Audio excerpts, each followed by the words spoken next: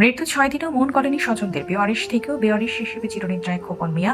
আমি আসবো না, দাফন করে দিন ফোনে জ্বালানো ছেলে। না আসার কথা।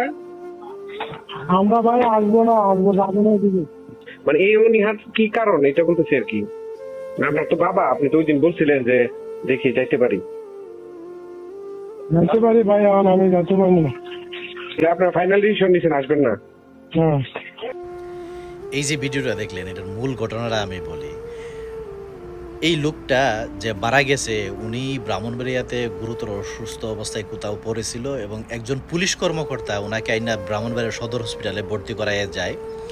এবং ব্রাহ্মণবাড়িয়া সদর হসপিটাল এবং ব্রাহ্মণবাড়িয়া যে বাতিগণ নামে একটা সংগঠন আছে, সামাজিক সংগঠন, তাদের তত্ত্বাবধানে এই তাদের খরচায় তার চিকিৎসা চলতেছিল। তো একটা সময় তার কাছে একটা ন্যাশনাল আইডি কার্ড এবং একটা প্রতিবন্ধী ভাতা কার্ড পাওয়া যায়। তো ওই ন্যাশনাল আইডির তথ্য ধরে ব্রাহ্মণবাড়িয়া পুলিশ দেবিদ্বার পুলিশের সাথে যোগাযোগ করে এবং তার যে গ্রামের বাড়ি আছে ওইখানের মেম্বারের সাথে যোগাযোগ করে। তো মেম্বার শেষ পর্যন্ত তার ছেলে পর্যন্ত নেওয়া যায়। দেখা গেল কি তার বাবার কথা বলার পরে তারা তেমন একটা রেসপন্স দেয় নাই। তার ছেলের কথা অনুযায়ী তাদের সাথে প্রায় 10 থেকে 12 বছর ধরে তেমন একটা সম্পর্ক নাই। তো হয়তো ফ্যামিলিগত কোনো সমস্যা আছে।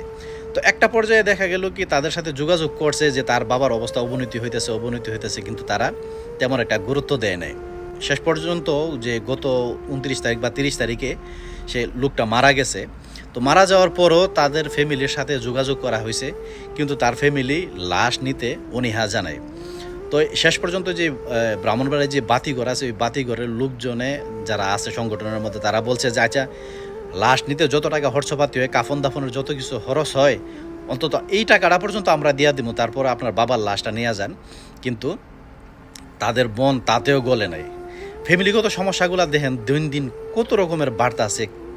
না জানি সে কত বড় অন্যায় অপরাধ করছে, নাকি ছেলে মেয়ের যারা আছে তাদের কোনো সমস্যা আছে আল্লাহ জানে।